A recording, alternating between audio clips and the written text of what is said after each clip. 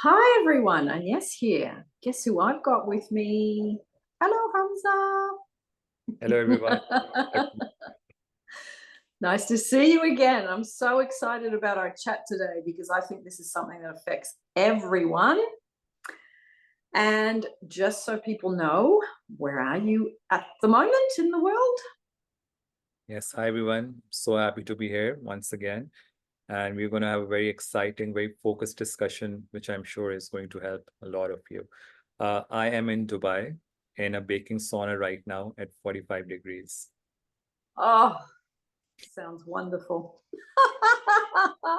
Thank- Look, I love those temperatures, Hamza. I think I'm in London at the moment and it's about 23 today, I think. So it's about half of what you've got, but I'm in a Yeah, t-shirt, so I'm happy. So we are going to dive in, and this discussion with Hamza today, many of you are struggling with breakups, relationships that are struggling. You might be wanting a brand new relationship. You might be wanting to rekindle with an ex. You might also be wanting to attract a specific person. As I get many emails from you, Hamza also, who is on Instagram, he gets contact from all of you as well. And these issues are common because we all have to have relationships, but the work underneath is what we are going to talk about today, and that's your emotional health, because if you work on that, it then has an impact on your external relationships and also just on you living a more comfortable life. So if you are in this situation today, Hamza and I are going to go through what is emotional health. We're going to go through emotional health and self-love. We're going to go through the link between emotional health and illness and how to regulate the emotions, and also how to offload your emotions in a healthy way, because I have heard from many of you, some of you are pushing down your emotions. You're not allowing yourself to cry. You're not allowing yourself to be angry because you think it's going to mess up your manifestations. So we're going to unpack that today. So Hamza, we're going to start with just a very basic question. What is emotional health? yeah, I think emotional health is as simple as basically what you think and how you feel on a day-to-day basis. And it also is about your ability to cope with life events, you see. So we know that life is full of uncomfortable experiences. People are going to have breakups. We are going to lose our loved ones. People that we love are going to get sick. You might have an accident. You might lose your job. These are all facts of life. So how you respond to these events is basically an indicator of your emotional strength and resilience. So yeah. Yeah. And I think the emotional maturity that happens over time, if you have engaged in, say, addictions, alcohol, cigarettes, drugs, substances, they are what squashes down the emotions. And I understand why people do that, because feeling your emotions and processing them and letting them move through is not always a comfortable experience. So if you are someone who has an addiction as well, and you're listening to this, going through some of these suggestions will help you to offload the emotion, which then triggers off your impulse to go and pick up these addictions. So emotional health and self-love, one Yeah, of our I think favorite topics. I think it's a very emotional health and self-love are kind of intimately connected, you see. Because what is self-love? Self-love is basically knowing, valuing, and recognizing your worth, right? And it's also treating yourself with love, with care, with compassion. So it's practicing self-compassion, and it is releasing the need for self-judgment and, self-criticism. Yeah. So if you're truly treating yourself with love and care, that also means that you are acknowledging your emotions, right? Because if you're hiding a part of you which is inside you, then that's not really good self-care and self-love. So when we talk about self-love and emotional health, the whole idea is, number one, you acknowledge what you're feeling, and then know that you're allowed to feel that, because it's the emotions and feelings which make us human, right? And then you find a way to let out, to find a way to regulate or offload. Because if you don't, then again, you're keeping it inside, and that means you're not taking care, or you're not showing compassion toward yourself or your body. So Yes, acknowledge what you're feeling. Number two is allowing yourself to feel those emotions, and then finding a way to offload. That is the, yes. because at the end of the day, it will set you free, and that is the whole point of self-love. And I mean, if you have had any knowledge of Louise Hay, her book, Heal Your Body, is connected to what emotions you've got going on and what disease you've ended up with or what sickness. So So they funny, do I'm go. reading this book right now. Can you imagine? Nice. I It can't says, believe it.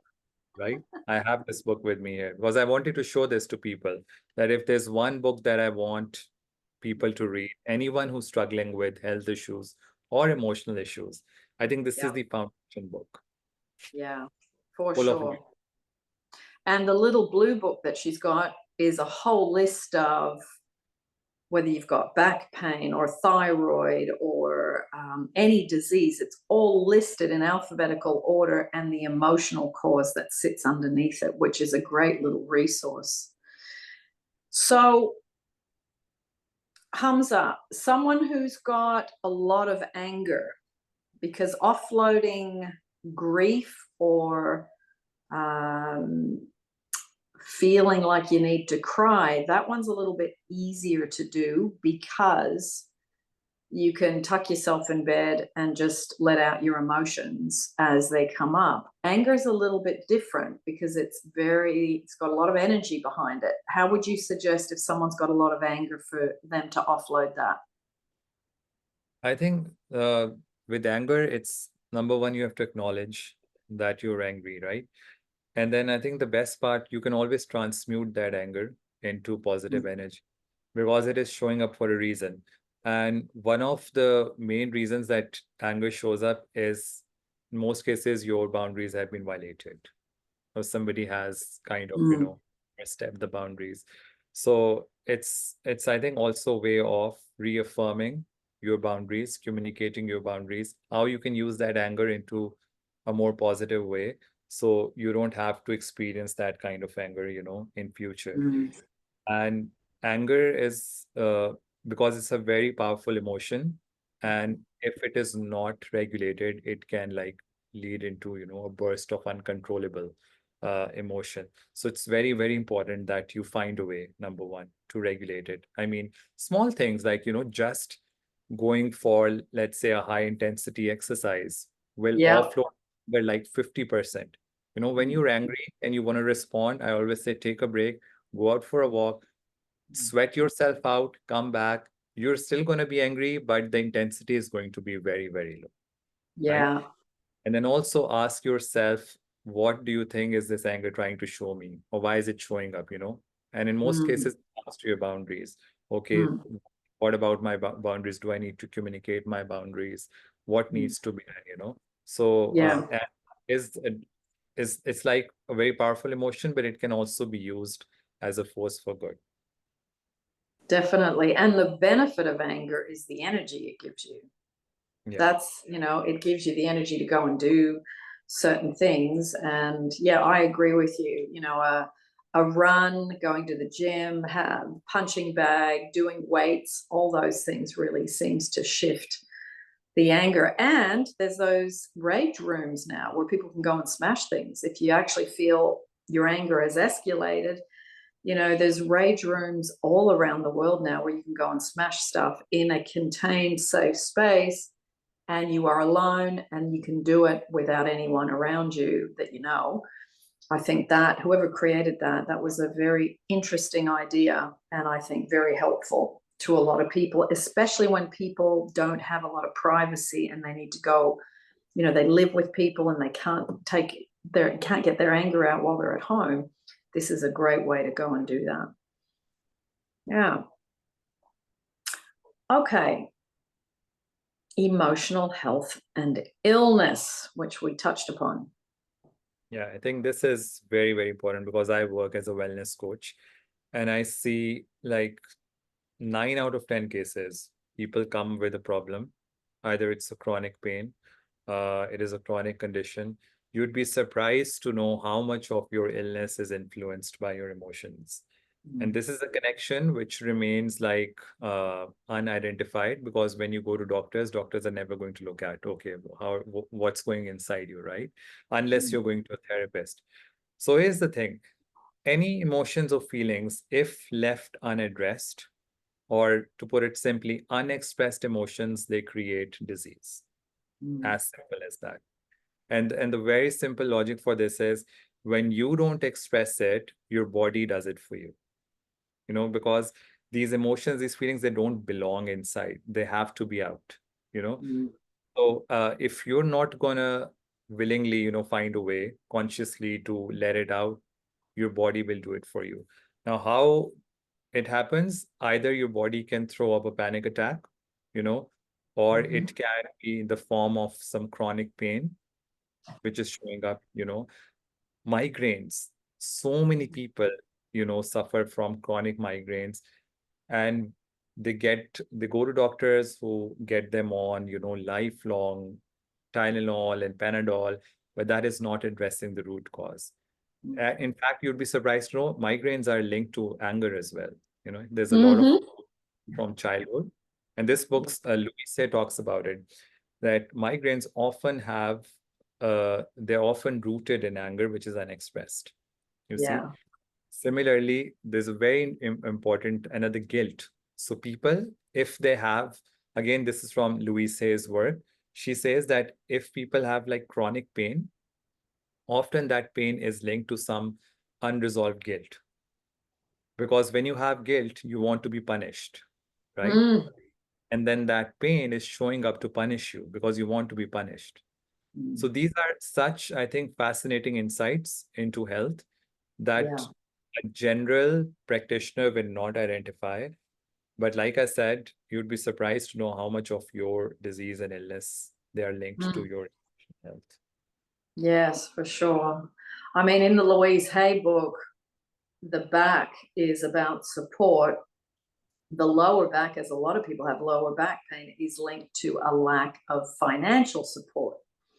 So when you go through this book, it's so interesting which part of the body is having the issue will give you a lot of really good information as to what the underlying cause is. And it's like we do have a collective consciousness around lack of money. A lot of people have neck and shoulder pain. Yes, a lot of people work more from home or in office chairs for extended periods of time. But when you look at the underlying emotional cause, it really shows you another facet to it's not just the office chair. It's actually something else as well. So a really wonderful book. And I hope that those of you that are listening to this today do a bit of looking into the book that Hamza showed us, and then the Heal Your Body book from Louise Hay. Yeah, so Now, there's also Marisa Peer's work is also incredible on health. She talks a lot about, again, health and, emotional health. And she gives this example that your emotions, they're like a springboard, the springboard. So it's a bed spring. So when I press it down, if you push your feelings down, what happens to spring? It just bounces back up. So if you push your emotions down and down, they all stack up. They all stack up. And at the end, I mean, naturally, it's going to burst. So it's very important that you don't let those emotions, stack up and you regulate them all along the way when they show up. They're showing up for a reason and they don't belong inside. They need out. Yeah. And that's what's so great about meditation. And we're going to come into that question now, how to regulate the emotions. When you stop, you pull your attention away from the outside world, you put your attention on your inside, you will see if you feel angry, hurt, abandoned, guilty, whatever it is. And then that gives you the doorway to go into working on how to release it. So how would you say, Hamza, what would you say are some other examples of how to regulate your emotions? I think now the first step is awareness. First is that you have to acknowledge what you're feeling. So a lot of people, they stay in denial. So whether it's anger, whether it's grief, which is unexpressed, whether it's trauma, they don't want to acknowledge it. Now, the reasons for that, sometimes they're not given that space from the society and culture, to be able to Yes. acknowledge and talk about those, especially in my culture, South Asian culture. People are told not to be expressive, especially when it comes to guilt, when it comes to grief, and especially when it comes to crying, like Mm. men across the world, it's a gender thing as well, that men are not Yes. supposed to cry. But then I also say that if they're not supposed to cry, the disease does not discriminate between men and women, it's going to Mm. hit you both. So number one is you acknowledge, what's going on, and then you find a way to let it out. Now, I think the best antidote to stress, to such emotions, is always exercise, which Mm. people take it so lightly, and they somehow link exercise to muscles or just, losing weight. Whereas exercise is about your mental health and cognitive function. This is what new data is showing, right? So Mm. when we exercise, especially when we sweat out, what happens is we release these hormones called endorphins. Now, these endorphins are basically feel good hormones. They're the happy hormones, which get you in that state of joy and happiness, which is why you'll notice that every time you go for an exercise or workout, or you go to a class, you feel really bad, resistant toward the start. But by the time that class ends, you just feel like, a new energy. So Mm. there's chemical science to exercise, how it helps you offload anxiety, stress, and depression. And yesterday I was reading new guidelines from World Health Organization. They show that exercise alone can cut down your risk of depression by 40%. Now Mm. 40% is a big percentage. So Yeah. I would say exercise is the easiest and the most accessible antidote to, Mm. regulation. Number two, which I'm sure you also know and you do, is meditation. Now, meditation again is, I recommend the guided ones, and Mm. then I would want you to talk about Ho'oponopono. Just tell people about what it is and how it can be so powerful. But generally, guided meditations where the author takes you on a ride. It will help you recognize, acknowledge those emotions, and then through breathing, you let them out, in that Mm. meditation. And Yeah. maybe Agnes, talk about the healing power of Ho'oponopono, because I think it's the most incredible thing that we have for Yeah. emotion. Yes.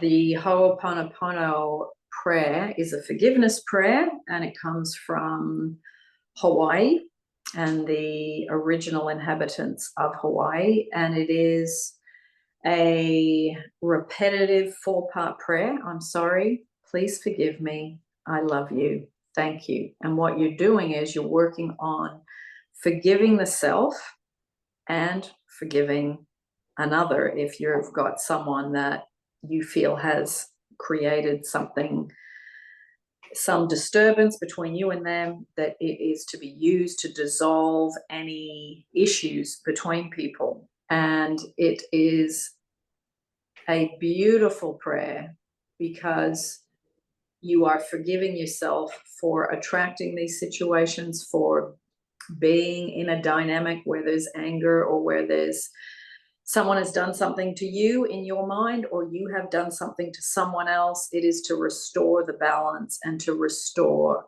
the love and the wonderful state that we know we can be in when we are in mental and emotionally good places within ourselves. Then the relationships in our lives will reflect that back to us. So Ho'oponopono is working at a deep level within yourself, and often it will toss up the emotions. So Ho'oponopono can do two things. It brings things up because you're saying to yourself, I'm sorry I'm doing this to myself. I'm sorry I'm holding this guilt, this anger, this pain.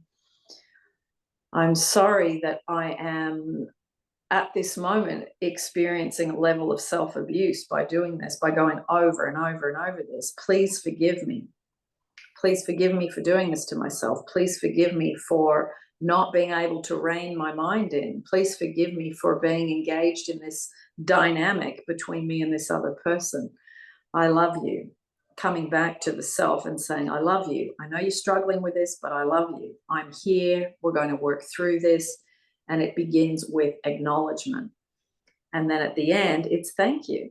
Thank you for reminding me of all this. Thank you for reminding me that I can dissolve it. Thank you for reminding me the important parts of reflecting on what's happened. And once I let go of the wheel, the gerbil in the wheel going around and around and around, and I can step back a bit, I can see that this can be resolved, dissolved, and that I can be restored to my natural state. Now, you don't do all those in-between bits, but I just gave you an example so you can see how you move through with Ho'oponopono so that you can come back to the state of love and have no negative emotions trapped in your body. So Ho'oponopono often tosses those emotions up. Your anger may intensify, your guilt may bubble up, your feeling hurt and feeling the need to cry will come up, but it is a clearing process, and that's what Ho'oponopono does. You're working on the part of you that created that, whatever that negative experience or situation with someone is. So yeah, This is so important because the most important, I think, emotion that people struggle with, and also the most important with regards to your health is actually forgiveness, you know.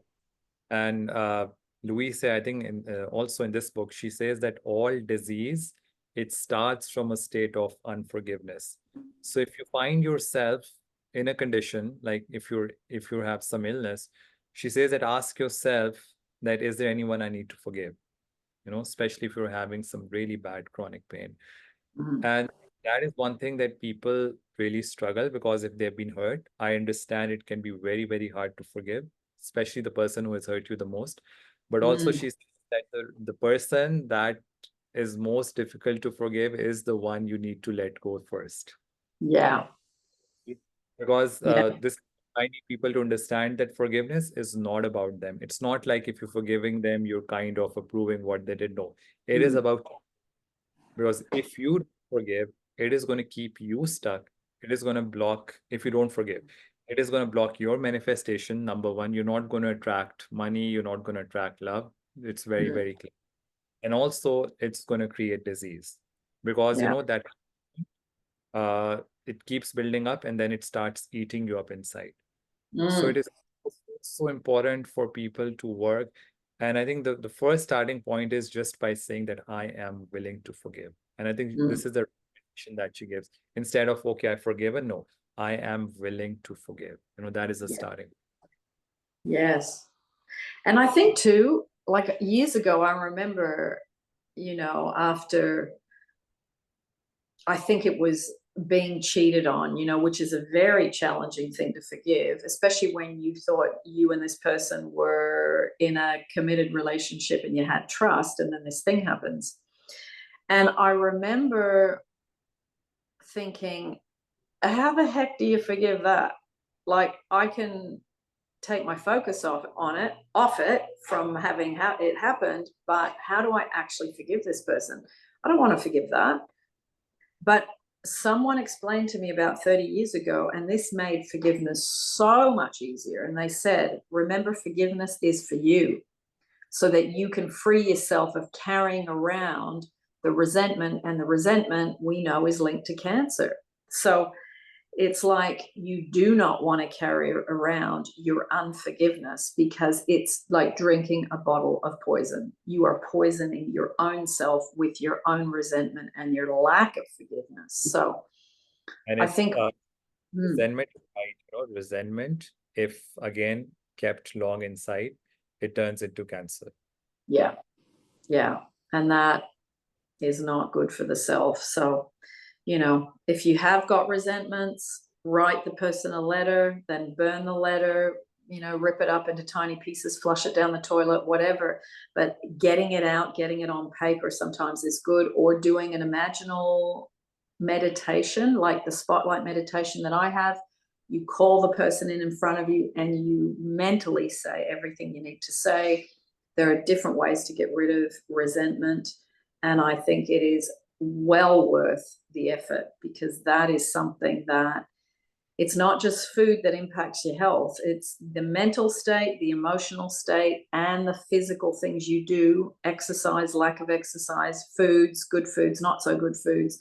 All of these are a basket that affects your body.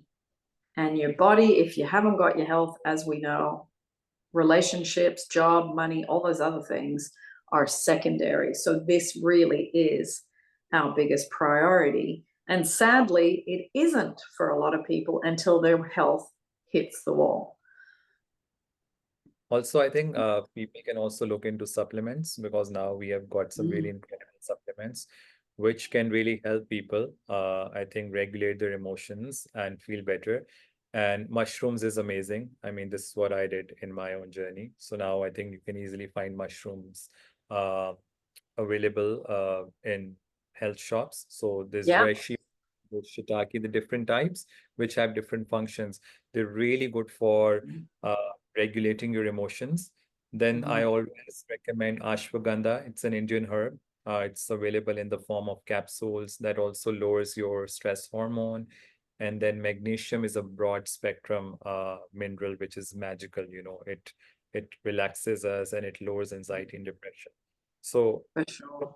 to have a holistic approach towards emotions, I mean, doing exercise, running meditations, and then also including some health foods, supplements, which will help you regulate your emotional health. Yes, that's and there's so many great, amazing supplements now from a lot of companies that don't put a lot of crap in them. Like, you know, you've got to read the label, of course, but there's some very good reputable brands from health food stores, but still read the label.